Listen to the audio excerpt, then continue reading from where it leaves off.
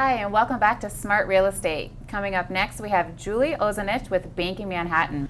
Hi, Julie. How are you today? Doing great. Thanks, Angie. Good. Yeah, thanks for coming on. Now tell me, how important is it to work with an experienced loan officer like yourself?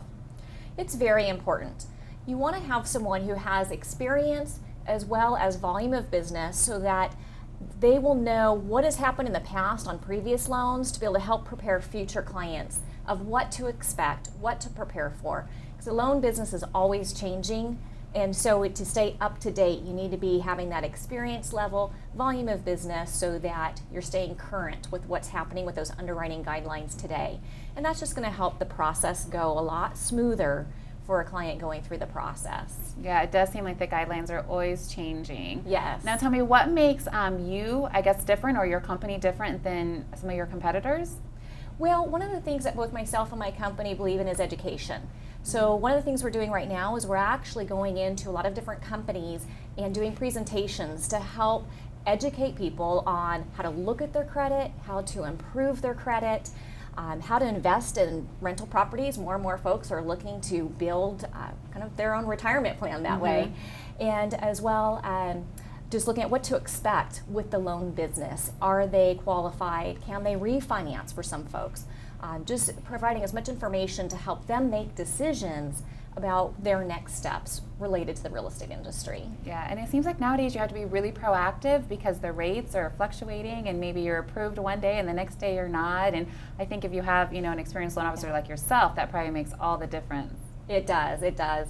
And I have actually been in the business for 22 years. Wow. I spent my first 5 years processing the loans, working closely with the underwriters, and that's helped to also kind of give more in-depth knowledge to help tell people what to expect, what the underwriters are looking for. Oh, I can imagine. Yeah. Now tell me, what are 3 tips you'd give someone, they're a first-time home buyer. I know the market's a little tough, the inventory's low. What would be 3 tips you would give a first-time home buyer? First, I just tell them not to be afraid to ask questions. I think sometimes first-time buyers are a little timid and a little afraid that they'll look silly if they ask questions. But really they need to ask away. There's so much information surrounding how to purchase a home and the whole lending process. There's a lot of information to cover, and there are certain things that are important to different people. So it's very important for them to not be afraid and just ask the questions, get the information to help them feel comfortable. Next, I would recommend that they work with someone locally, because what we find is underwriters that are in different areas all underwrite very differently. And I think an underwriter that understands the Southern California market and underwrites with the business in the Southern California market, you're going to see a little bit more consistency in knowing what to expect and what kind of results that you'll get. Lastly, I'd recommend that folks get pre-approved. It really takes that guessing game or wondering whether they can really get closed on that property away.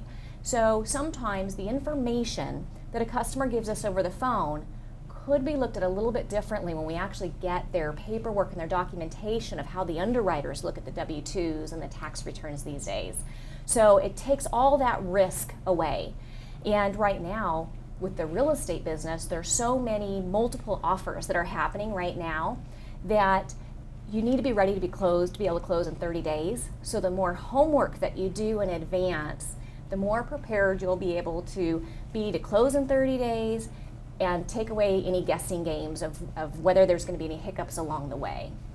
So pre-approval, the blanketed pre-approval letters are kind of gone because they didn't seem to hold up with a whole lot of value. Yeah, and that's really the pre-qualification is what some folks even did as a pre-approval in the past, and that was more of just a verbal conversation.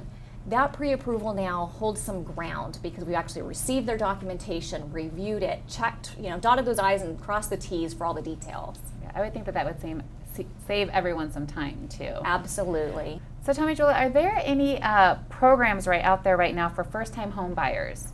Well, there's a great program that comes to mind, which is a down payment assistance grant that is designed for first-time buyers, but you don't actually have to be a first-time buyer to use it. You just can't own any other real estate at the same time. And we use that in conjunction with the FHA program. And so someone can actually purchase a home again for no money down. Wow. And the nice thing about that program is it's a grant. They don't ever have to pay the money back. Now there are income limits, so the income has to be at $83,000 a year or less. And it's up to a $417,000 loan amount. but it's just perfect for those first-time buyers to get into a home. Absolutely. Now let's switch, since we're talking about loan programs, is the high-end financing coming back as well? I know for a while with the downturn, the jumbo loans were kind of, gone, but are they coming back? Absolutely. Jumbo financing is coming back strong. We do a lot of jumbo loans these days, and we're actually pretty aggressive in our qualifications. We've got kind of expanded debt ratio requirements and so forth than we've seen from some of our competitors. And the neat thing about the jumbo programs right now is that the interest rates for those programs are actually very similar to the conforming interest rates. There's not as much of a spread or a difference as sometimes we've seen in the past. So it really is a great time for someone to look into using that jumbo financing again, whether it's for a refinance or a purchase, because of combination of the guidelines are actually pretty strong right now to help get people approved, and the interest rates are doing really well. Oh, that's a great news. Yeah. So now, as we close up, can you tell me what are some things different that you maybe provide as a loan officer than someone maybe down the street that does the same thing? Right, absolutely. Well, it comes back to education again, because we really believe in just explaining the whole process and almost hand-holding and really letting people know what to expect from beginning to end. And we find that lacks a fair amount in our industry. And education, so we will go into people's businesses. We actually find that's happening. Customers we work with will then invite us to come in and talk with their company once they're closed, because they were so excited about how the process went. So we're doing that. And so I think the experience level has helped to just make a very nice, smooth process, to make it more personable versus to just be a number over the phone. Absolutely, that makes all the difference in the world. Well, thanks so much for coming on, Julie. It was very informative. Coming up next, we're going to be speaking with Georgia Barnett from Property ID.